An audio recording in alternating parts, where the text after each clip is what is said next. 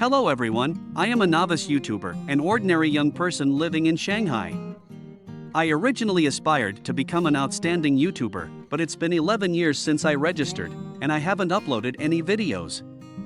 Therefore, this inspiring story has only existed in my imagination. Not until recently, when I decided to renovate my house, did I think that documenting and sharing this process would be a good choice.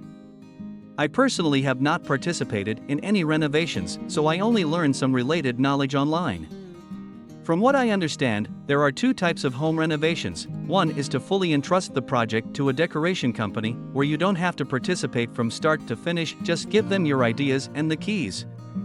The other option is partial entrustment, where they are only responsible for design, water supply, electricity, and wall renovations. The installation of air conditioning, floor heating, and flooring will be handled by the corresponding suppliers. Alright, let me show you around.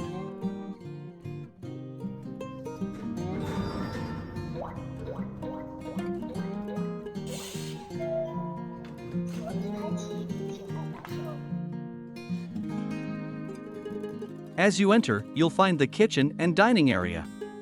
Besides two tables and a few chairs, other furniture has already been cleared out. I haven't cleaned it since the last tenant left a year ago, so there's a lot of dust. Like most young Chinese people, my initial purpose in buying a house was to get married, but that didn't work out. In the materialistic Chinese society, love and bread alone may not be enough for a happy and fulfilling life. This was originally supposed to be a bedroom. I'm considering connecting it to the kitchen to create a larger room, but I don't know if the partition wall can be removed. I'll have to wait for the designer to confirm. All the windows here will be replaced after being exposed to wind and rain for 20 years. Outside the window are some garden villas, with a commercial center in the distance. I saw one of these villas listed for sale a few years ago, with a price of up to $11 million US. My current location is in the western part of Shanghai, about 6 miles from the city center. Check out this air conditioner. It's a Mitsubishi electric unit, installed by the developer in 2002. It's been about 20 years, but it might still work. Japanese and Korean appliances still dominate the Chinese market. This extension cord has probably fulfilled its purpose. The bedroom's ensuite bathroom is tiny, only able to accommodate a sink and a toilet. Let's go upstairs.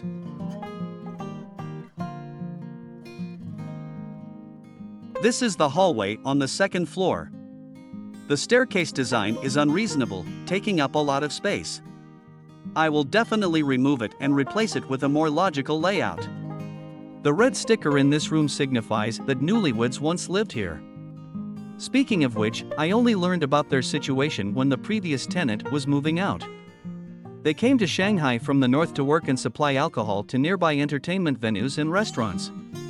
Business was good, so they brought their child over to help, and the child also got married and settled here.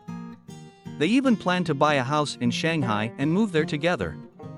However, the repeated COVID-19 outbreaks have dealt a devastating blow to their catering business, so they decided to return to their northern home for the time being, as the cost of living here is just too high. In hindsight, their decision was wise, as we've been in a heightened state of epidemic prevention throughout 2022, severely affecting our lives. I really don't want to recall those days without freedom. The room next door is a small west-facing room, about 80 square feet. It will most likely be used as a children's room. These cabinets will all need to be removed. There's also a mattress left behind. Finally, we have a northwest-facing room that features a balcony and a terrace.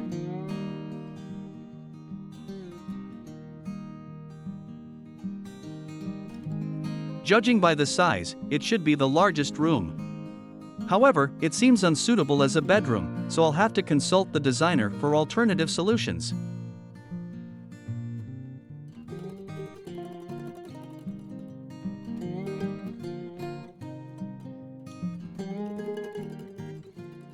Off in the distance, you can see a plane descending towards Hangzhou Airport. If it's a large aircraft, there's still some noise, so I'll need to install soundproof glass. Let's take a walk on the outdoor terrace. I bought this house because I especially like this terrace.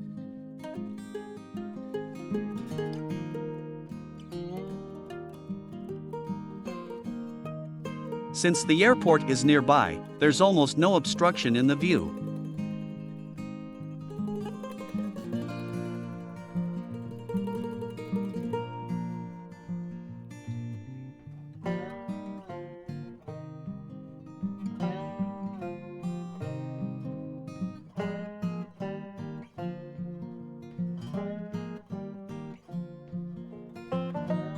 Down below is a primary school. Watching them play soccer reminds me of my time in primary school. We didn't even have a soccer ball, let alone a soccer field. We would fill empty cola bottles with water and rush to the playground to kick them around as soon as the bell rang. Those were truly memorable times. Looking in this direction, you can spot a densely populated residential area, and further away, the city's iconic buildings.